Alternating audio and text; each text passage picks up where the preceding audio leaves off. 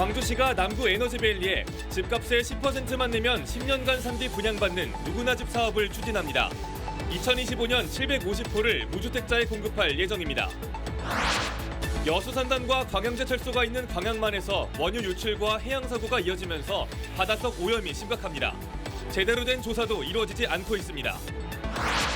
나주의 한 기도원에서 18명이 무더기로 코로나19에 확진되면서 전남도가 전체 기도원에 대해 입소 전 의무검사 행정명령을 내렸습니다. 중학교를 중심으로 한 확진도 계속되고 있습니다.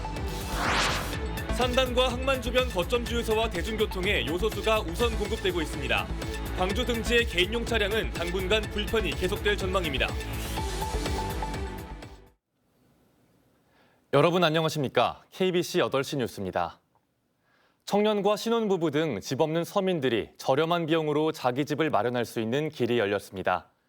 집값의 10%를 보증금으로 내면 10년간 산 뒤 입주 당시 가격으로 분양받을 수 있는 누구나 집 750세대가 2025년 광주 남구 에너지밸리에 공급되는데요. 구체적인 내용을 박성호 기자가 취재했습니다. 광주 남구에 조성 중인 에너지밸리 부지입니다. 오는 2025년까지 이곳에 750세대 규모의 누구나 집이 공급됩니다. 누구나 집은 집값의 10%를 내고 10년간 거주하는 공공임대주택으로 10년 뒤에 입주 시점 금액을 기준으로 분양도 이뤄집니다. 예를 들어 누구나 집의 가격이 5억 원으로 책정될 경우 입주 때 보증금 5천만 원만 내면 10년간 거주할 수 있습니다. 특히 10년 뒤 시세가 10억 원 이상으로 올라도 입주 당시 평가 금액인 5억 원에 분양을 받을 수 있습니다.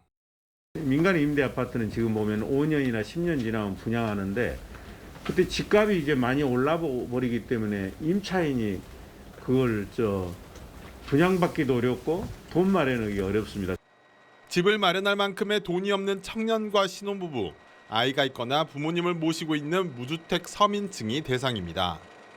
우선 입주 대상자를 받은 뒤에도 자녀 세대가 남을 경우 일반 시민들에게도 입주 기회가 돌아갑니다. 시민들에게는 부담 없는 좋은 정책이지만 추가 확대 여부가 관심입니다.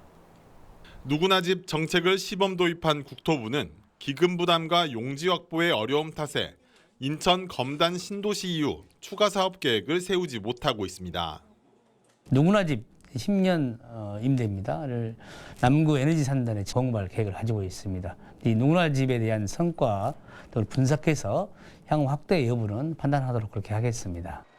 광주시는 이번 누구나 집과 함께 첨단 3지구의 공공임대주택 2,300세대를 추가로 짓기로 하는 등 2030년까지 공공임대주택 18,000호를 공급할 계획입니다. KBC 박성호입니다.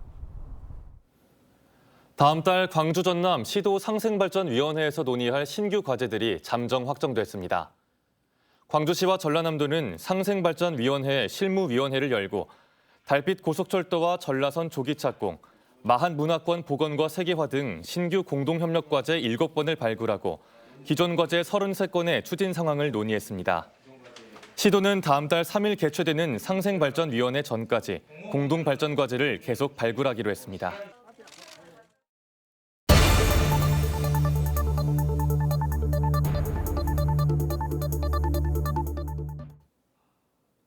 여수산단과 포스코 광양제철소는 광양만에 자리 잡고 있습니다. 광양만은 각종 화학물질과 원유 등의 원료를 들이고 제품을 수출하기 위한 선박들이 줄을 잇는 곳인데요. 선박 좌초와 원유 유출 등 각종 해양 사고도 끊이지 않으면서 바다가 오염됐고 생태계가 일부 훼손되기도 했습니다.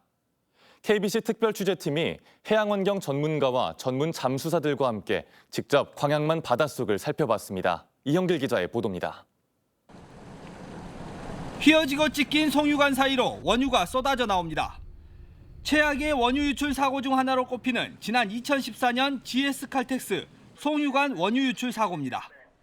80만 리터가 넘는 원유가 바다로 흘러들었고 기름띠는 사고 지점에서 5km가 넘는 곳까지 번져갔습니다.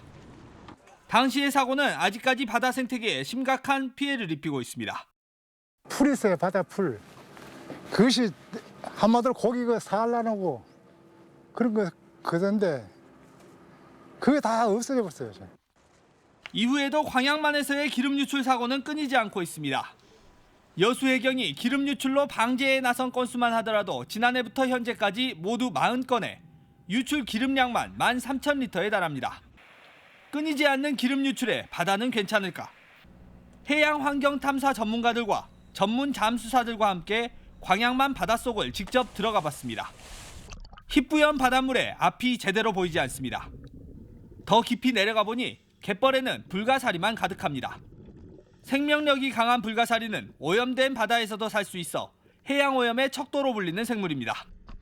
불가사리나 좀 오염돼 있는 지역에 많이 있는 그런 생물들이 좀 분포돼 있고, 표층과 심층의 해수와 갯벌도 직접 채취해봤습니다.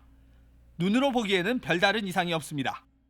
면밀하게 조금 분석을 통해서 알아봐야 되겠지만 현재 상황에서는 그게 크게 큰 이슈라든지 이런 거는 없었습니다.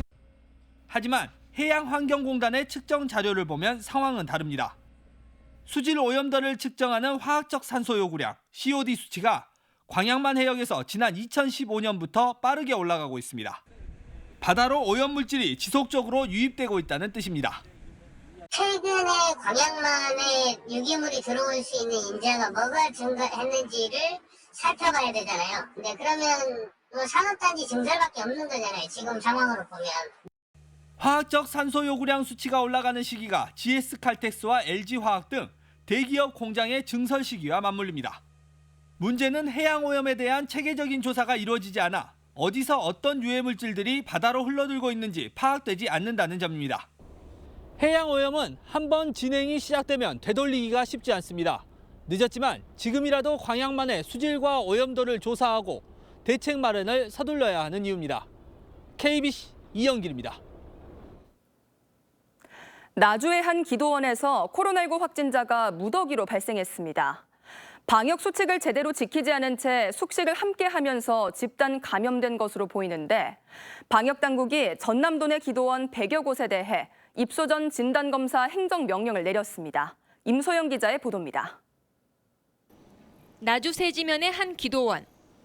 이곳에선 이틀째 18명의 코로나19 확진자가 발생했습니다. 서울 종교 행사에 다녀온 입소자 2명이 확진 판정을 받으면서 목사와 신도들의 집단 감염으로 이어졌습니다. 확진자 가운데 돌파 감염이 3명, 나머지 15명은 백신 미접종자로 확인됐습니다. 방역당국은 기도원에 상주하던 21명과 지난 일요일까지 종교 행사에 참여한 41명 등 62명에 대한 추가 동선 파악에 나섰습니다. 음성 판정이 나왔지만 자가격리 중인 44명 가운데 추가 확진 가능성도 남아있어 확진자는 더 늘어날 수 있습니다. 출입자 명부 관리 미흡이라든지 또 마스크 착용 미흡이라든지 그런 부분을 통해서 확인을 통해서 좀 행정 조치를 시행을 했습니다. 전라남도는 도내 기도원 100여 곳에 대해 입소 전 반드시 코로나19 진단검사를 받도록 행정명령을 내렸습니다. 요양병원과 대기업 사업장, 학교 등을 중심으로 한 집단 감염도 끊이지 않고 있습니다. 코호트 격리된 광주 서구 요양병원 관련 확진자가 지금까지 67명으로 늘었고 삼성전자 광주공장 관련 확진자도 이달 들어 40명에 달합니다. 단계적 일상 회복과 함께 날씨가 추워지면서 종교시설과 요양병원 등 다중시설을 중심으로 한 산발적 집단 감염 우려가 커지고 있습니다. KBC 임소영입니다. 광주 전남 지역 중학교에서 코로나19 확진자가 잇따라 발생했습니다. 오늘 광주 전남 4개 중학교에서 감염 경로가 확인되지 않은 학생 4명이 잇따라 코로나19에 확진되면서 방역당국이 학생과 교직원 등 2,000명에 대한 전수검사를 실시했습니다. 오늘 광주에서는 14명, 전남에서는 15명의 확진자가 나왔습니다. 지난 주말 정부가 전국의 주요 거점 주유소를 대상으로 차량용 요소수 공급을 시작하며 대형 화물차 운행에 숨통이 트였습니다. 전남 지역 산단과 항만 주변 7개 주유소에서 요소수 공급을 재개했는데 개인 차량 공급까지는 시간이 더 걸릴 것으로 예상됩니다. 김재현 기자의 보도입니다. 주유소 사무실 앞에 요소수 박스가 가득 쌓여 있습니다. 요소수를 사기 위해 주유소를 찾은 손님들이 길게 줄지어 차례를 기다립니다. 10리터들이 3박스로 1인당 구매량이 제한됐지만 운전자들은 가뭄의 단비처럼 반갑습니다. 오늘 먼저 세통 구입해서 만약에 없었다면 차가 정말 슬 뻔했는데 천만 다행히 생각합니다. 그리고 이 문제가 좀 빨리 좀 해결됐으면 좋겠어요. 정부가 지난 13일부터 요소수를 공급하고 있는 거점 주유소는 전국에 100개. 전남에서는 7개 주유소가 거점 주유소로 지정됐습니다. 대부분 여수와 광양 등 산단과 항만 주변의 주유소들로 물류 이동을 위한 화물차에 공급하는 것이 주 목적입니다. 하지만 개인 승용 차량에 이용되는 요소수가 일선 주유소에 확보되기까지는 일주일 이상의 시간이 더 걸릴 것으로 예상됩니다. 광주와 전남 내륙, 서부 지역엔 아직 요소수 공급이 원활치 않습니다. 지금 요소수 있나요? 지금 품절입니다. 한번 가득 넣으면 뭐 한 일주일 조금 넘게 타는데 지금 한 3분의 1밖에 안 남아서 미리 넣으려고 아침부터 계속 요 며칠 계속 찾아다녔는데 지금 계속 허탕치고 있어요. 정부는 주요 거점 주유소와 지자체별 거점 차고지, 대중교통 차량 등의 요소수를 우선 제공하고 있는 상황. 순차적으로 일반 주유소에 공급을 확대할 예정이지만 실제 경유차 이용자들의 불편이 해소되기까지는 적지 않은 시간이 걸릴 것으로 보입니다. KBC 김재현입니다. 올 연말까지 광주 시내버스와 마을버스 운행에 필요한 요소수가 확보됐습니다. 광주시는 시내버스 1,044대 가운데 134대, 마을버스 72대 가운데 43대가 요소수를 사용하는데 업체별 연간 공급 계약에 따라 연말까지 필요한 물량이 모두 확보됐다고 밝혔습니다. 광주시는 요소수 부족 사태가 장기화될 경우에 대비해 정부 방침에 따른 대책을 마련하고 요소수를 사용하지 않는 차량을 늘려 운행하는 방안을 검토하고 있습니다.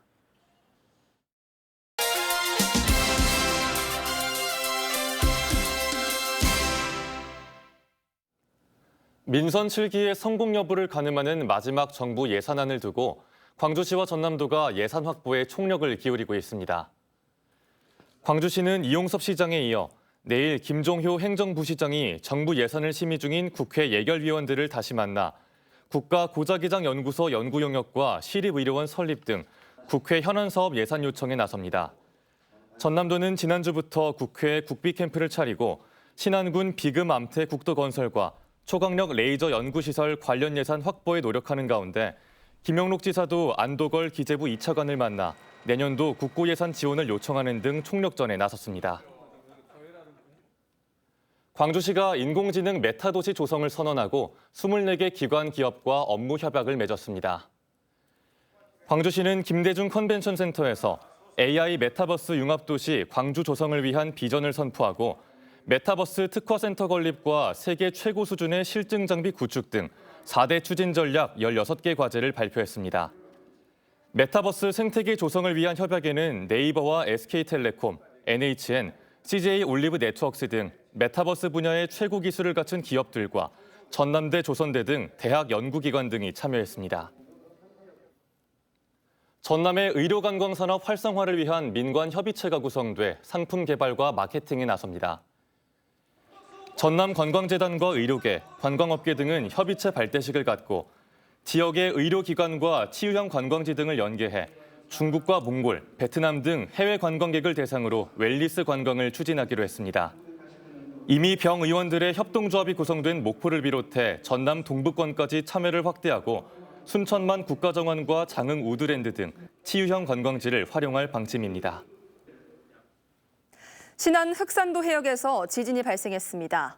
오늘 오전 11시 57분쯤 신안군 흑산도 북서쪽 54km 해역에서 리히터 규모 2.1의 지진이 감지됐지만 피해 신고는 접수되지 않았습니다. 신안 흑산도 해역에서는 지난달에도 규모 2.1의 지진이 발생하는 등 올해 5차례 지진이 감지됐습니다. 전남대병원이 새 병원 건립 부지를 현재 전남대 학동 캠퍼스 부지로 잠정 결정했습니다. 전남대병원 새 병원 건립 추진단은 지난 1월부터 최근까지 설문조사와 경제성, 접근성 등 주요 사항에 대해 18차례 회의를 거쳐 새 병원 건립 최적지로 현재 전남대병원과 의과대학이 있는 학동 캠퍼스 부지를 선정했습니다. 추진단은 현재 병원의 위치가 접근성과 경제성, 산업 인프라 여건이 가장 뛰어난 것으로 분석했으며 오는 2023년까지 정부의 예비 타당성 평가 통과를 목표로 사업을 진행할 계획입니다.